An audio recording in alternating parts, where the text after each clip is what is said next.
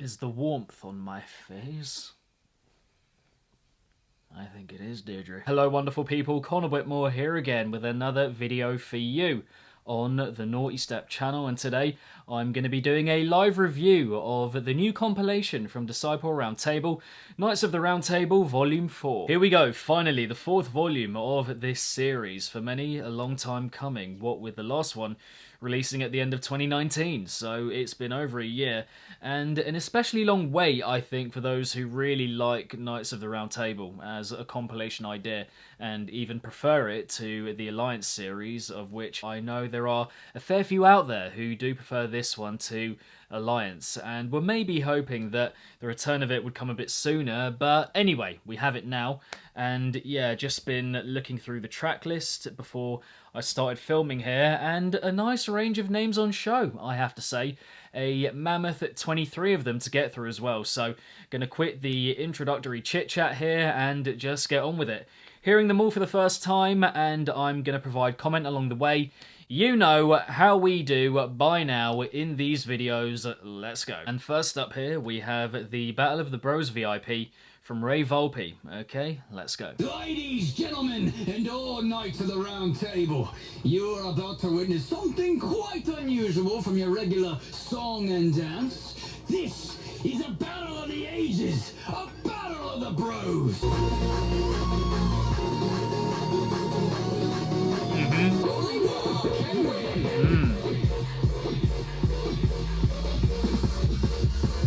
Alright, let's do it together.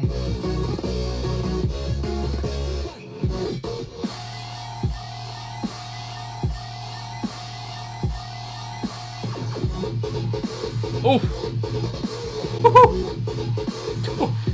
Those bits are fucking juicy. I like them.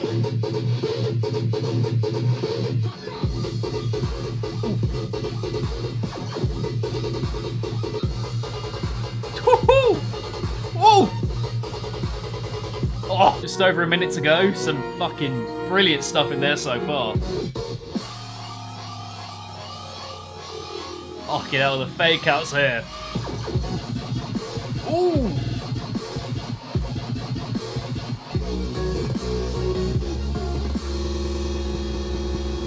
Wait, is that it? No, hold on. There's no way he's about to just end the song and not tell us who won. Are you f***ing kidding me? That's bullshit.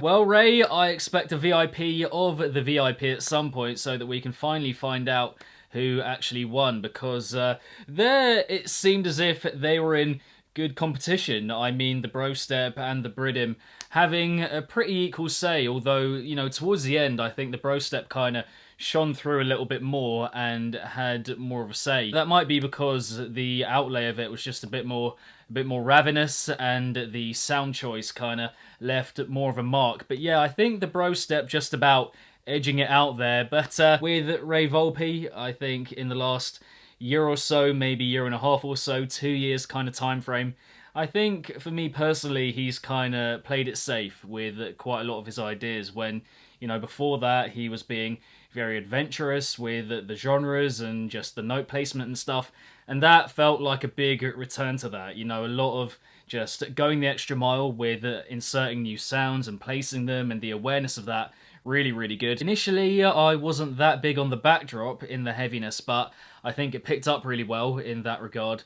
You know, just became more rounded and full as a kind of overall sound. The percussion just backing up what's on top that little bit better. But I think the main takeaway here, aside from the introduction, which I think was fantastic, just the vocal sample aspect of it overall, really, really good. And again, really liking the just the fun of that voice and the whole concept going on here.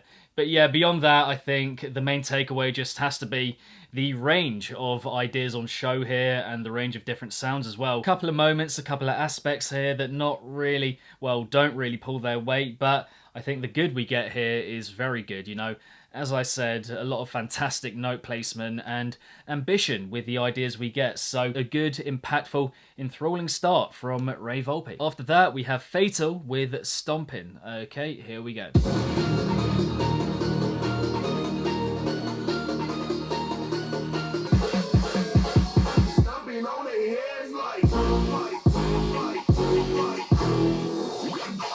This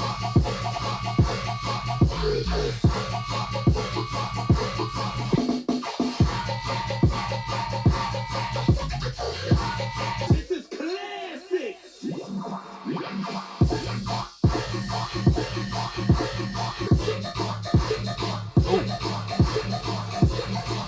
Yeah, I mean, not bad. Some really good sounds on show, and I think the idea has potential, even though it's quite straightforward. Could have been a lot better with the backdrop being sharper and just thicker.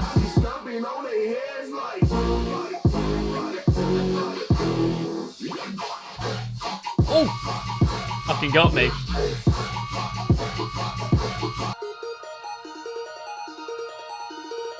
Ooh, I like that outro. That was really very nice. But yeah, overall, I think an idea like that, it can run the risk of being a bit straightforward, a bit simple, but I think they kept it pretty interesting with the idea there. You know, the sounds on show, really good, and just kept your attention really well. And again, kind of like the Rave Volpe before, there was a good range of sounds on show. And yeah, that just does... It does a good job of keeping the listener engaged and wanting to hear more. But yeah, for me, you know, I just have to say it. The percussion here, it didn't really back up what was on top very well. Not very sharp, or I don't know, it just felt flat and didn't really prop up what was on top. An idea that I think they were making a lot out of, even though, as I said, it was quite simple. But yeah, the main part, the focal points, not quite being backed up or beefed up quite enough to get the real and full impact of them, just how I was hearing it. Now this next tune, you guys have really been bigging up, you know, like really bigging it up, and just, I don't know, you've put an idea in my head, but I don't want to get ahead of myself, I don't want to expect too much, I'm going into it blind, and that tune is Fusion Core by Barely Alive and Vultura. I mean, you can hear them both already, very clearly. Okay.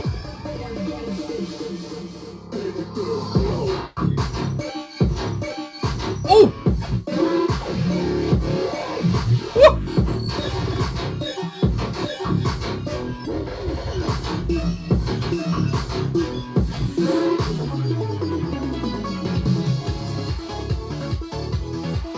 These bits are fantastic.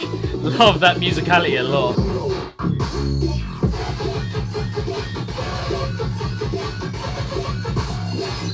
Fucking hell!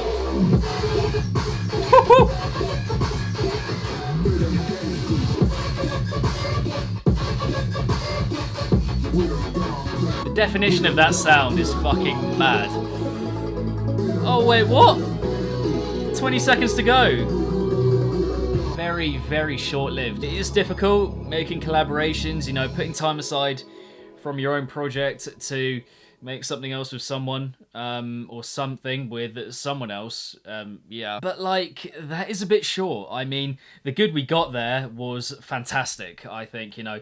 With an idea like that, you can, you know, you run the risk of it not quite being executed in the right way, but they did just about enough, not only with the idea, but also with the production, just so defined, so crisp and clear, so meaty and just detailed, you know? I really feel like there could have been more there, like the story could have been told a bit more, and yeah, that's definitely my main drawback here. With the heaviness itself, it kind of reminded me of Sudden Death.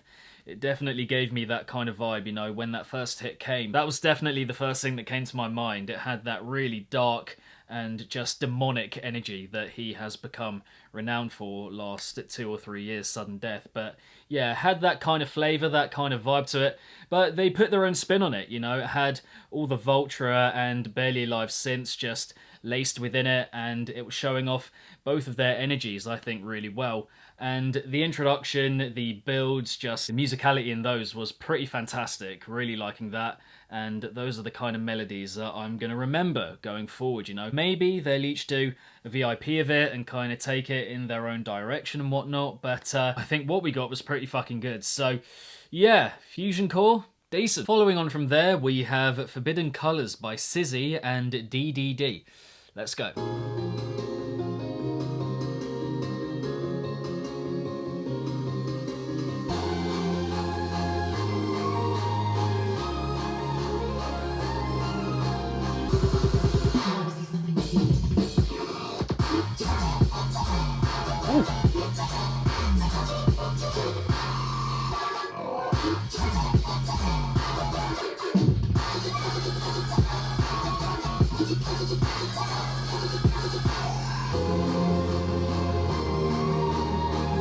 These melodic moments are quite pretty, quite pleasant, quite sweet.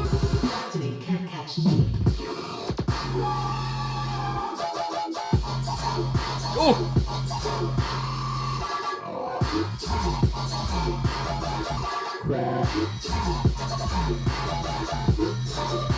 I think at its core quite a usual metallic rhythmy number, but kind of decorated with all of these amazing moments just flying out at you and just wanting to take your attention. Yeah, a couple of moments, well, quite a few, that were a bit much for me and just went a bit overboard with the sound and became just a little bit whiny, just a bit too much. But for the most part, I really appreciated the note placement again and just the detail and awareness of where everything's positioned, if you get me.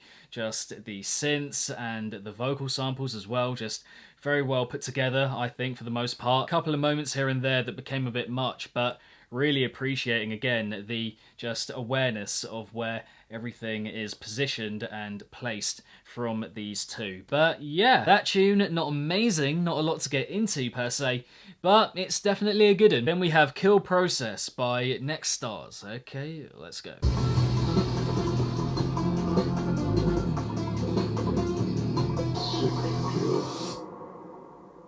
So I can then run the command kill.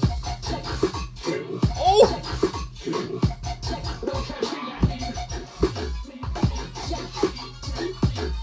Okay! Really liking that pointed dagger-like delivery, just so delicate and dainty and detailed. Man, fucking hell, that is really cutting deep. So I can then run the command kill.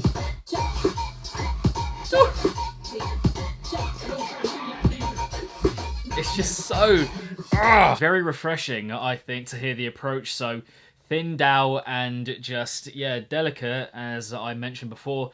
Most music that we get of this sort is just quite blown out and just, yeah, thickened and oversaturated in a way, but this is really, you know, fine details kind of stuff, kind of chipping away at the production, just taking stuff away, and you're being left with this quite skeletal delivery, but it really works because it just feels so fine and is very nice on the ear. You know, could easily go overboard and become a bit whiny, a bit too much for the ears, but no, I think it's delivered in the right way there. And the colour of it as well, it just really shines through.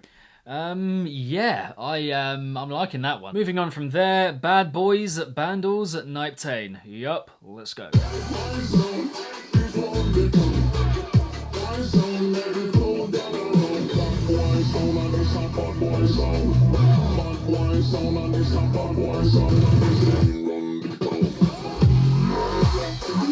Woo!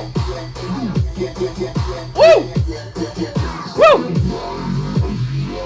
Oh. Yeah. Yeah. That is good, man. I'm liking that.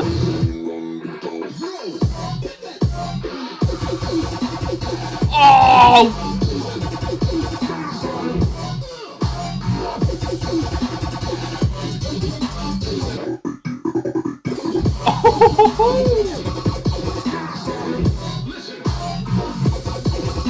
Have to admit, I did not expect that. I did not expect that. Easily the best Bandlez song that I've heard in a while, you know.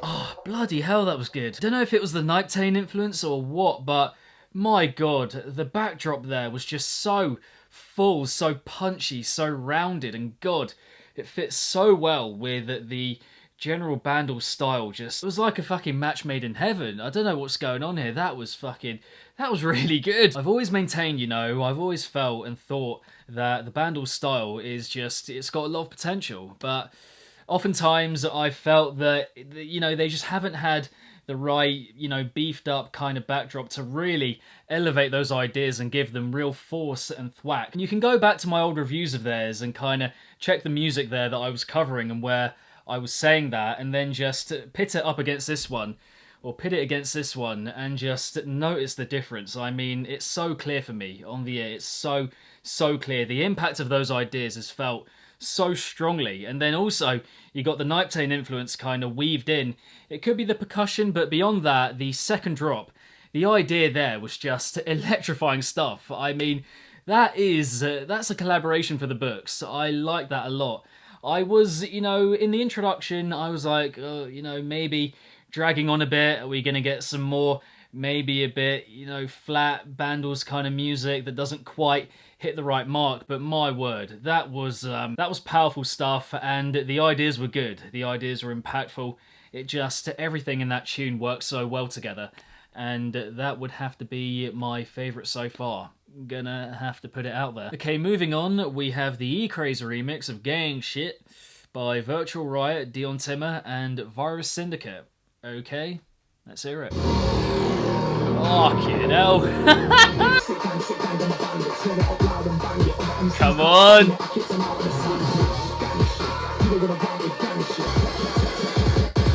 Oh! Let's go.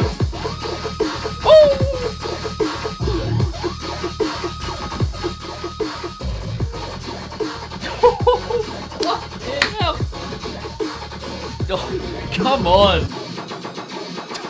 Come on!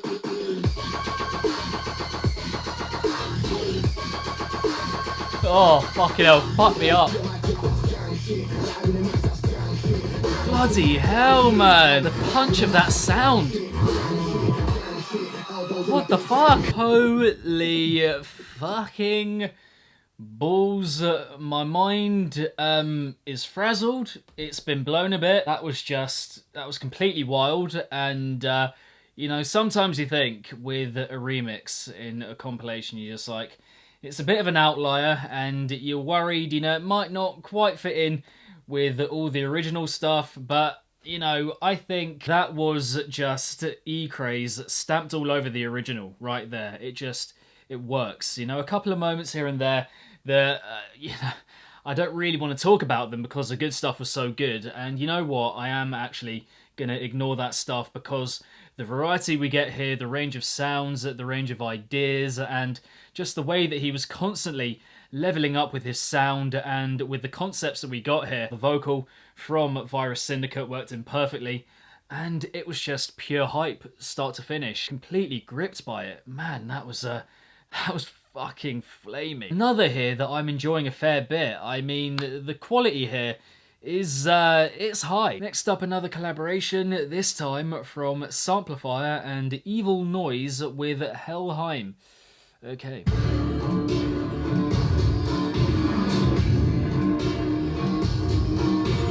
I am loving this introduction. Oh my god.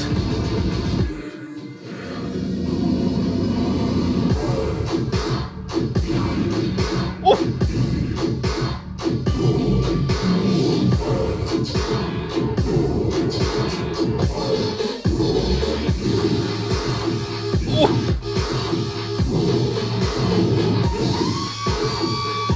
Fuck it out!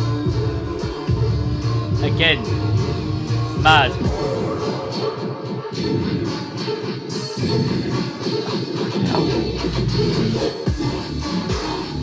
Oh.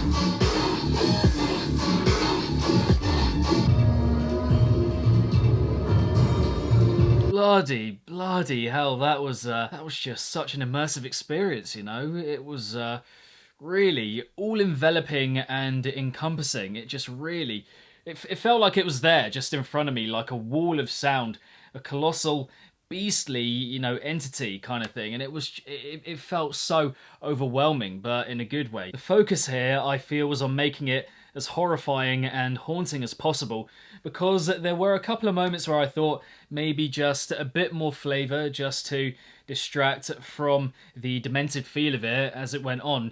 Maybe in the second half could have done, you know, it maybe could have done with that, just to give it a little bit more of a spark and distract from the just overwhelming darkness of it. But that aspect of it was so good that it's quite easy, I think, to kind of ignore the need for that, even though it did kind of scream out to me as it went on. And another one here, I think, like the Barely Alive and Vultura, that felt distinctly sudden deathy. I think if you hear this tune alongside Brainstorm, I think it is, by Sudden Death, there are quite a few similarities in the heaviness, just that stop-start, boom-tum-ba, boom-to-boom-ba, you know. I think, yeah, that's definitely what kind of came to mind when I heard it. I think more than any other I've heard so far on the comp here, I'm excited to hear it again and again, and for it to reveal more layers when I hear it into the future, which I will be doing. I think it's got a lot to offer, and I'm excited for that. So yeah, that tune, it was another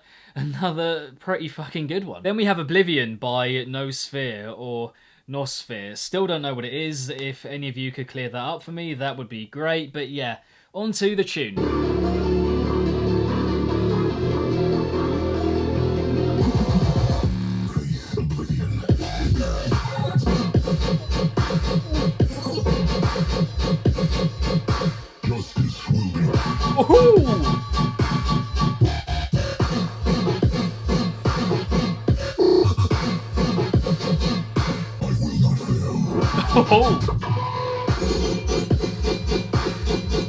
These sounds just feel a little bit empty.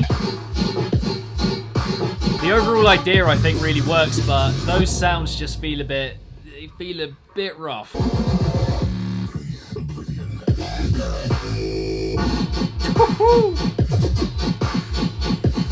Those stabs. Yeah, there's something a bit grating about them.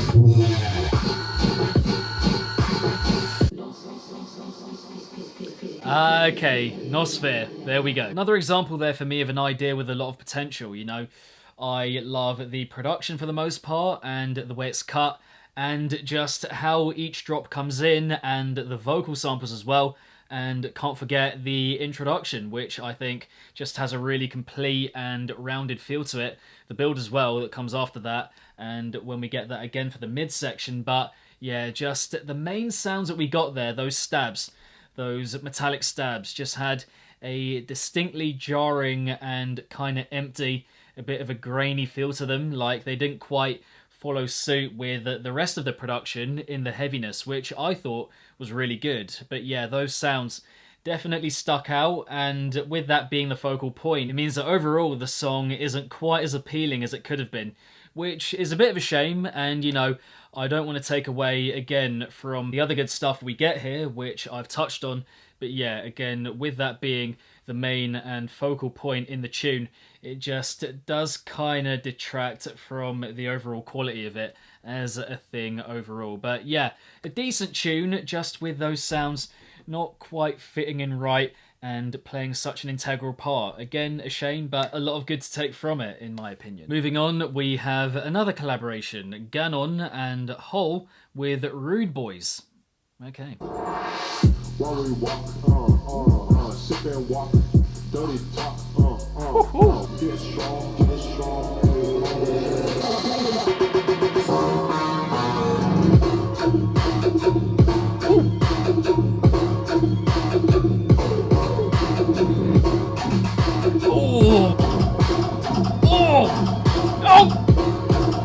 That sound is so fucking beefy. I love it. Quite a straightforward idea, but that is proof for me of how good an idea can be, even if it is simple, when the production is just so fat and thick. The idea isn't doing all that much, but the production, it's getting me moving.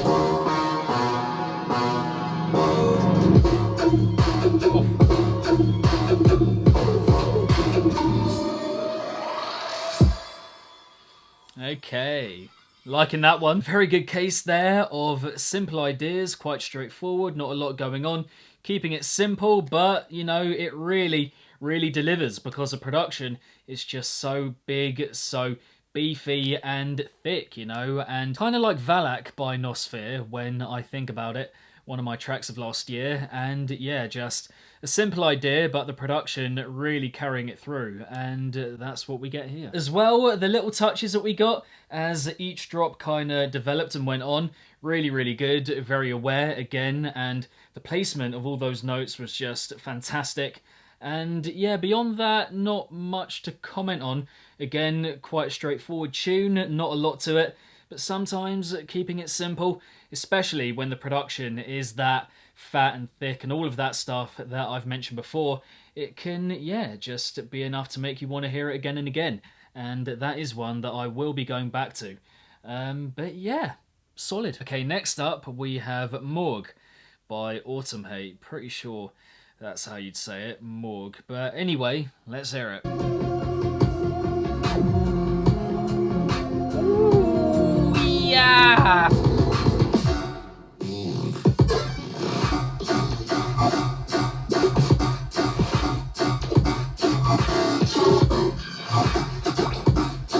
Okay.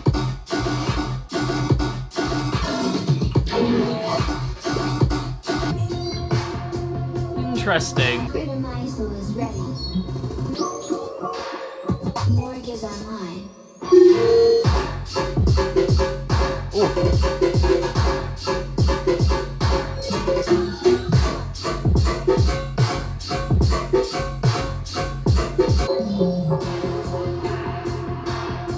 Yeah, that was an interesting tune. I think, for one, the contrast that we got between it being quite a swampy tune, you know, quite a muddy tune in the idea and just how it was presented, but the sound being really fresh and clear and refined. So that was quite interesting. But for me, beyond that, I don't think it ever quite had an idea that it was owning, you know, either in the first half or in the second half when it switched up. I think in that second half it did kind of have a bit more of a direction to it and kind of like it had a concept it was going with, but even then it became, ironically, just a bit swamped out and didn't quite feel like it was progressing from there, from the initial hit of that second drop. Not quite one for ideas that I'm going to be going back to.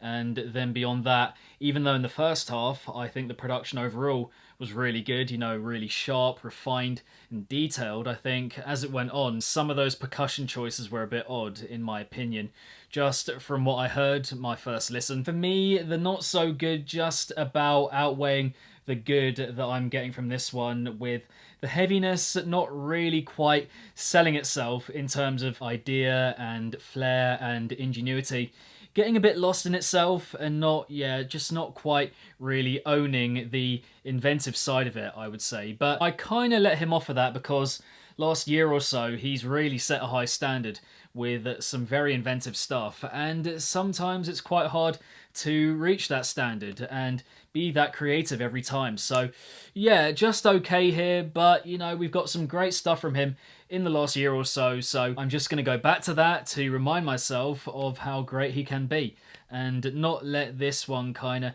affect my view or understanding of his production and approach. So yeah, just okay here. Moving on, the Byte VIP from Cyclops. Let's do it. Well, fuck me, darling. Sounds good. Now that's bass.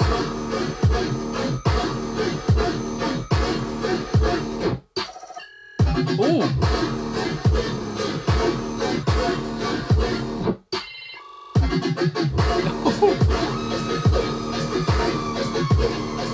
At the moment for me, very much running like the Noisfeer one. Fantastic introduction, really full, and I love the way it's cut in the heaviness and also the vocal samples, but those main sounds, those da, just a bit jarring. This is mad, the builds are mad. Now that's bass. Yeah, those ones are just a bit off for me.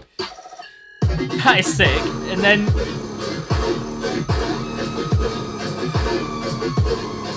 a lot of potential here with this tune, but yeah, the focal point, just the main point of attraction in this song, the sounds and just the overall feel of it just feels a bit jarring, a bit empty, a bit stagnant and just a bit static, you know. The introduction, absolutely fantastic, just so rounded and full, really set up the heaviness so well, and parts of the heaviness as well just so well cut, really sharp, defined, those little moments of silence, and just, yeah, the way everything was assembled I thought was fantastic. But then those main parts are just, yeah, they're really lacking for me, both in how much is going on and also in the main sounds, which just, they have a grainy and empty kind of jarring feel, and that main heaviness point just taking away from it in quite an important way. Then we have Goofball by Infect. Okay, Let's go.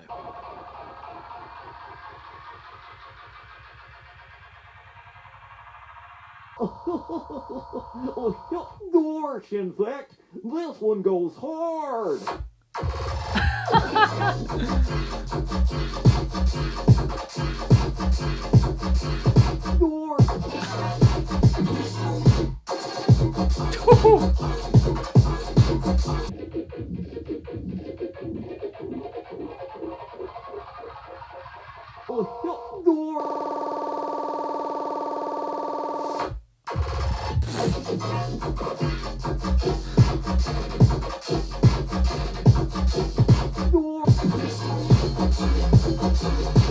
I mean, sometimes I think you have to just sit back and be like, well, you have to just appreciate that that was a good bit of fun, and that is the main selling point of it. You know, for the most part, just a pretty standard Infect kind of number. His design, I think, really ringing true here, which is good. It's very identifiable as him, you know, which I like about it. And it's just got a good amount of flavour to it. I'm not that massive on the percussion choices here. Doesn't quite fit and work alongside what's on top, but I think the awareness of it and how it develops and progresses over the tune is very clever, you know, keeping you locked in, keeping you engaged with the idea, keeping it spicy and flavoursome as it goes on, which is quite difficult to do with that kind of rhythm. I've touched on it already, but the whole fun and comedic aspect of it, you know, props to whoever did that Goofy impression. It's very good. Don't know if Infect got that off Fiverr or something like that. Gave the tune another avenue for appreciation entirely, which I really like about it. So percussion at points aside, I think he does a very good job of doing that, keeping it quite down to earth and not that much going on, but just enough variety and spice over the course of it, again, to keep you locked in. So again, yeah, pretty decent. Alrighty, then we have Knock Knock by Chibs. Okay, let's do it.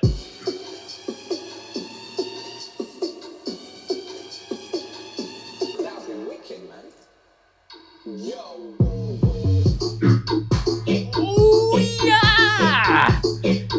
Whee! Yeah!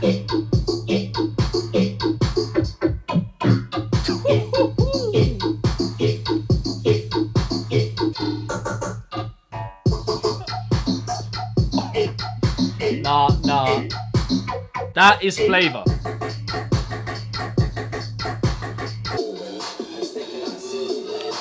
Who's this talking? I want to know.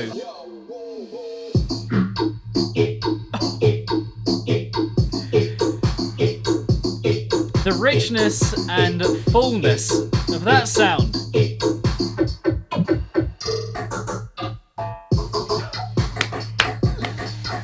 Oh my days, man. The quality of that production is just fucking me up. I mean, as relatively straightforward rhythm tunes go, that is for me pretty much as good as it gets. Like, the production, so full, so rounded, so whole, so colourful, all the little moments of just surprise like firing out at you, and the detail and attention to it in the arrangement and assembly of sounds there. The idea, never doing too much and allowing the production and those little moments of silence to really shine through, which I think just works for it so well. And then the introduction and the midsection as well, which had that funny vocal sample, which I want to know who it's from. Chibs, if you're watching, let us know. Not doing a lot, but with what it does do, very, very effective. And that is, again, another one of my picks here so far. After that, we have Smackdat by G-Key. Okay, let's go.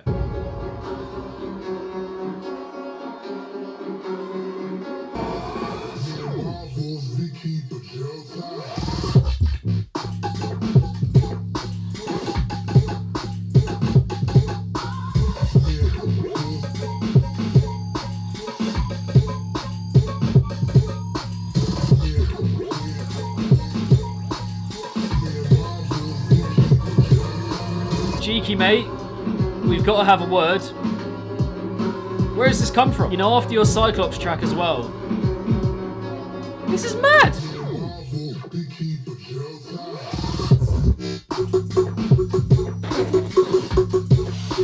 What the hell? My guy is killing it now. Before, I was seeing the potential, and the production didn't quite back it up, but here, definitely short-lived here, could have been longer, but I think the compact and short nature of it matches the impact of the idea and the way that it's so just impactful in those little snippets of sound. Very, very good and unique, I think, you know, not in the way it's cut per se. We've had others before, I think Nextars earlier on in the comp has done that kind of approach, and we've heard it before with the likes of Invaders, for example. Very fine and, yeah, just delicate, dainty, detailed approach with the production. But here, I think the idea was just a bit more unique, a bit more out there, a bit more different, just relying on the percussion in a way and just having that clinky, clanky, do, you know, relying on that and having that be at the forefront is not something you see very often, and particularly when it's that refined. So a lot of quality on show there, and again, yeah, cheeky mate, like after that and the Cyclops tune that you put out last month at the end of last year, I'm just like, you know, following what you were putting out before in the summer of last year and whatnot. I'm just like, something in the water, something in your food, like I want to know what is the method and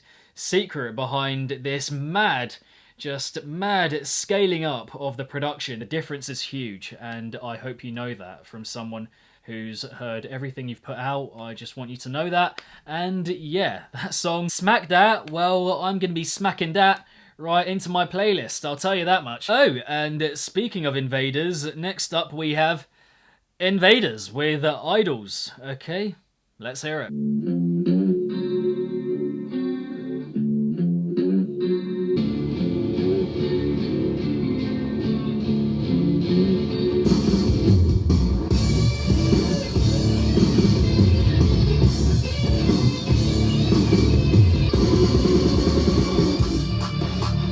Okay, big old intro. I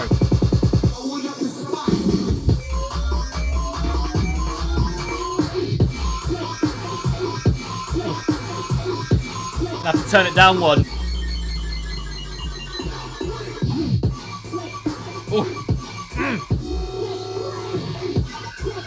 Oh.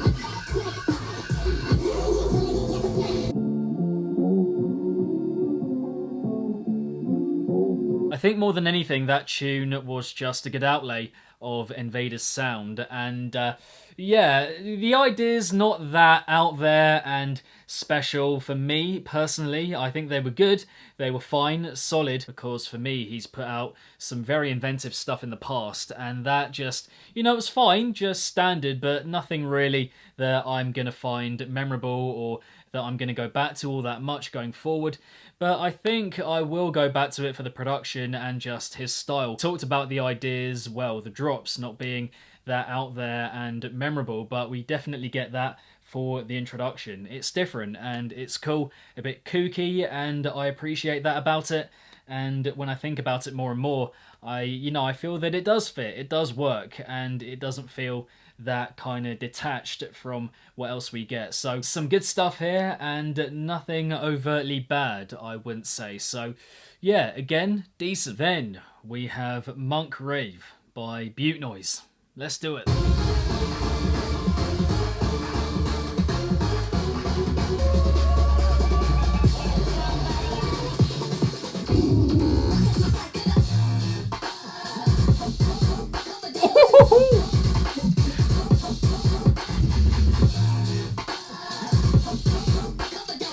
Oh yeah! Damn, Daniel! Oh, that is fantastic! Jesus, man, the quality on this compilation.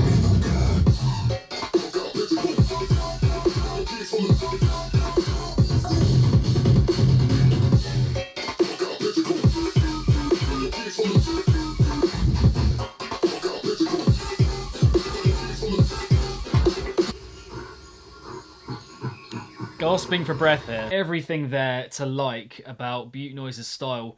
The jungly and tribal theme and atmosphere running through it. Very, very on point. And then the super intricate, colourful, and just wild and wacky design. That is what Buttnoise is becoming renowned for. And just here, I think it's got the production and percussion and backdrop to kind of, you know, beef it up and back it up to go with it, along with the creativity and invention that we get on top. Because I've been a little critical of the Buttnoise style in the past. I've said at points that the backdrop just didn't back up what was on top quite well enough. But here we really get that, the percussion and just the overall rounded feel of the production and everything, all the elements kind of working alongside one another well. Again here, a thing of having to be like, well, props, you know, really taking the sound up that next level in that short amount of time. I'm very impressed with that. So big ups to you, Buttnoise, and yeah, looking forward very much to hearing a lot more from you going forward in this year. Yeah, Monk Rave, it's got to be another one of my picks here, I have to say. After that, we have Danger by Bainbridge, Viperactive, and Max Live. Okay, let's go. Picked up for free, my bitch is still in bed. They calling me, they calling me. We're all in danger.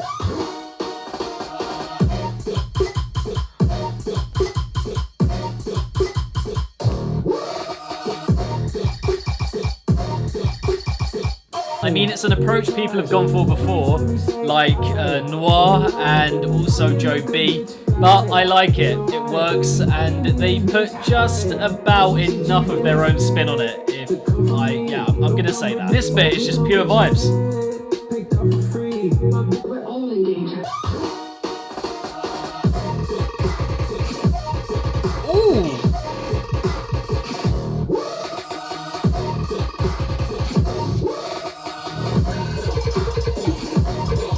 Quick, snappy to the point, which I like about it.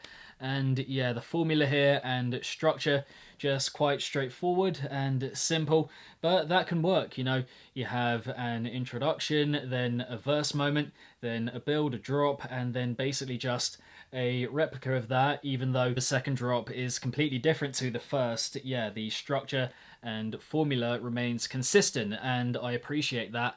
And yeah, got to talk about that heaviness. I mean, the first drop, as I said, it's been done before by the likes of Noir and Joe B, I think. You know, there might be others. If there are, drop them down below. But yeah, I think they did it in a little bit of a different way. Not completely different. I think the idea remains pretty similar, but just a bit more delicate maybe, not quite as fleshed out and large with the overall sound, which is what we've got elsewhere. And then the second drop, I think, was a pretty interesting and inventive switch up.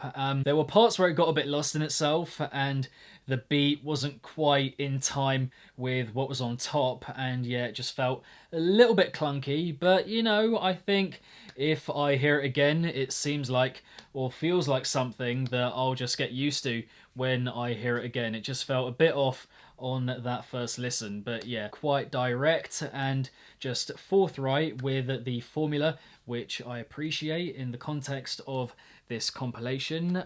So yeah, overall, pretty decent. Okay, moving on, we have Funny by Fliix. Let's go.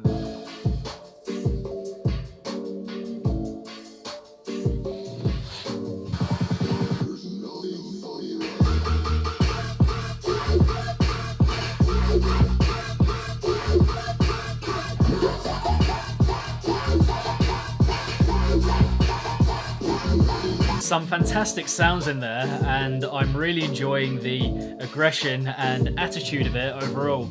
But something about all the elements being brought together in those heavy moments, it doesn't quite feel right, just a little bit off.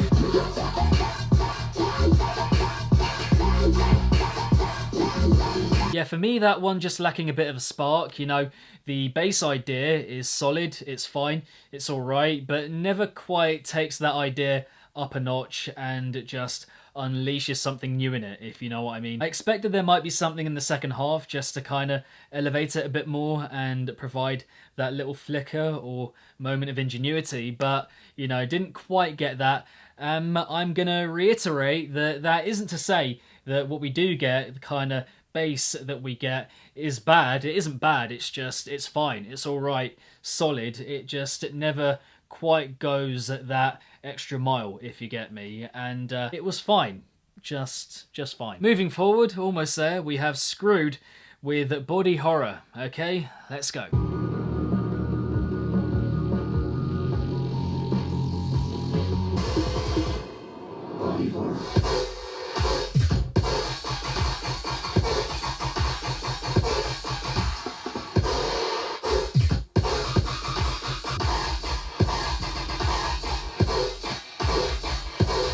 Yeah, I like the energy here.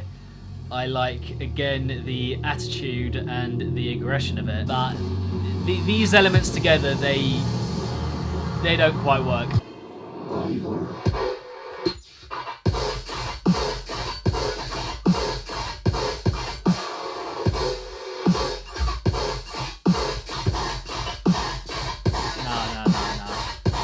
Not quite. The execution is...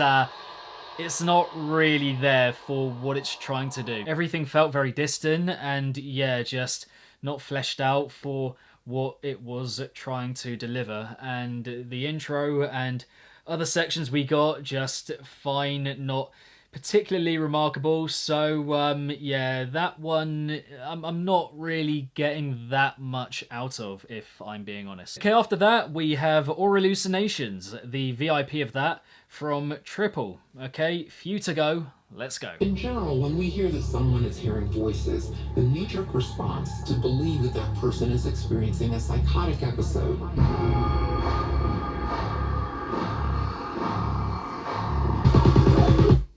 Hallucinate.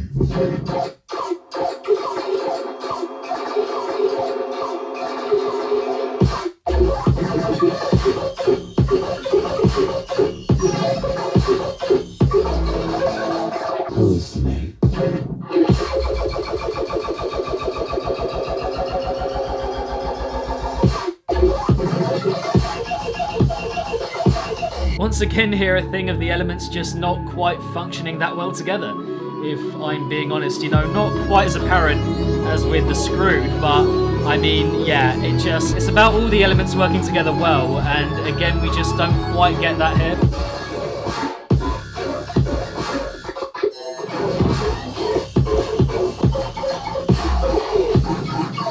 Whilst I appreciate the range of sounds and ideas that we got across the stretch of it as it went on and developed, yeah, again, that thing of in the focal points, in the heaviness, the elements just not functioning in unison, and the overall sound just at points feeling a bit whiny, a bit tinny, and just a bit much, a bit overwhelming. Just, yeah, quite overbearing at points, you know. A lot of elements there that don't quite work towards the overall aesthetic and design that I think he's going for and the desired effect that he wants it to have. But yeah, some good moments there, some good sections, but the lasting impact is had from the heaviness, which doesn't quite work for me. And ultimately, we have Refresh by Pain. Let's do it.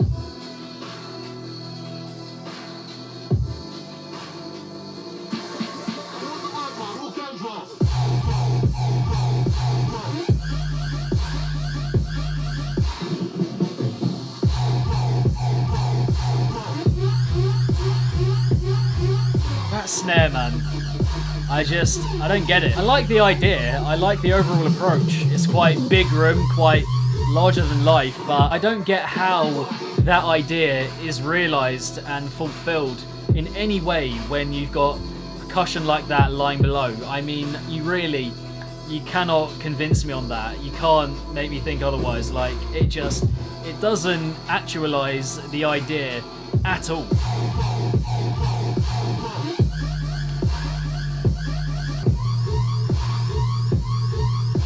It's almost as if there was just a really sharp and clear bit of percussion, and it's just got a pillow, and just, you know, smothered that bit of percussion with the pillow and completely muffled it. The way that percussion is executed just gets in the way of me enjoying it fully. And again, that thing of the idea not being actualized and fully realized, it just feels unfulfilled, like there's just room for it being unleashed more in terms of the sonic quality of it. Do you know what I mean? Like, if you think about what it could be, you know, completely refined, sharp, and very just, yeah, clear on the ear, and then you think of that, and you can even reference other tunes that we've got on this compilation and compare them. You'll get the full feeling from those other ones and be like, yeah, that is really just full, and you can hear it clearly, and it supports what's on top well. But here, yeah, we don't get that, and that stops the invention we get just being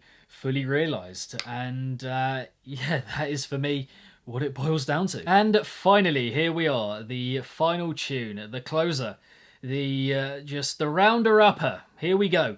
Lizzy Jane and Born Eye, I think formerly known as Born Eye Music. But anyway, those two together, they've made a song, and that song is Wild Style. Okay, final one. Let's go. This is Born Eye with my sister Lizzy Jane. Right now, it's such a precious moment because we'll never get this moment again. I don't know what tomorrow brings, so I put my all in these songs to sing. Mama said I was a wild child. My whole lifestyle is wild style.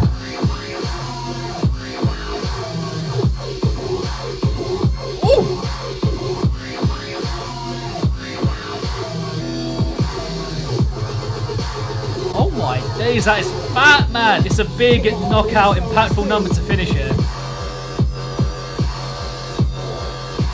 Take a moment and let yourself breathe.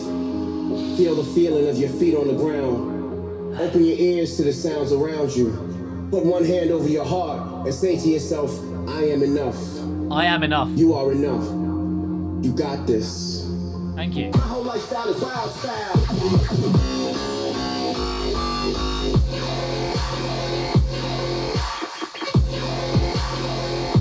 Fuck, I mean, they really did want to finish with a bit of a belter, and that is what we got there. Just another hit, a very in-your-face and direct and blaring noise kind of dubstep there. There were points where it felt like it went just a bit overboard with the overall sound. It just felt a bit oversaturated and, yeah, just a little bit overwhelming on the ear. But other points where the construction and formulation of the ideas was very clever and just, yeah, appropriate in terms of its development and whatnot. And beyond that, I did enjoy the inspirational and heartfelt lyrics from Born Eye, which, yeah, I think gave the track a good character and almost like a fourth wall kind of quality. You know, he was talking to you right through the tune, and I enjoyed that. You don't get that often in this kind of music, but it was cool. But yeah, a blistering and pretty knockout way to finish here with Knights of the Round Table Volume 4. For me, bottom line here, this compilation has a lot of good going for it. You know, lots of diversity and range and variation in, you know, across the whole compilation. A lot of different ideas and different types of production as well, which is really good. And I was waiting for a particular moment to kind of be like, you know, in this tune, nothing's really happening and nothing's going on, and it feels a bit plain and formulaic, and I didn't really get that many of those moments, I have to be honest. You know, in a compilation of 23 tunes, I imagined before I heard it that there would be maybe, you know, 6 or 7 of those, or maybe more, but no, we only really get 1 or 2, in my opinion, that I'm just like, no, I straight up don't want to hear that again. I think for the most part, at least 15, 16 or so, they really have at least one element that I really want to hear again. The standard here is pretty mad. And just before I go, I do want to, on that note, touch on my favourites, which, just to kind of go through them quickly here, they are Barely Alive and Vultura and Nextars and Bandlez and Nighttime, the E-Craze remix, the Samplifier and Evil Noise, the Ganon and Hull, the Chibs and the G-Key and the Buttnoise. I also liked the Bainbridge and Viperactive. So yeah, I mean, quite a few that I really, really like, you know, very much enjoy and look forward to hearing again and again. So yeah, overall, a fucking good comp. And if I'm being honest, my overall thought here, my kind of rounding up thought, would be that I think we're going to be hard-pressed to find a predominantly or mostly dubstep compilation this year that is better than that. Yeah, I'm just going to say it. But there we have it, my word. What a marathon. But a lot of fun, and yeah, I hope you enjoyed it. My review, my live review of the new Knights of the Round Table Volume 4 compilation. Yeah, I hope you enjoyed it. Thanks for tuning in. But what did you make of it overall, you guys? And which are your picks? Or what are your picks from the 23? Drop all of your views, thoughts, and opinions in the comment section down below. But beyond that, subscribe if you're yet to, hit the bell along the way, and my Discord and social media accounts are linked below in the description, and also my new Patreon page. Check out the different tiers and get involved. But yeah, see you in the next one. If it's naughty, then you know. Peace!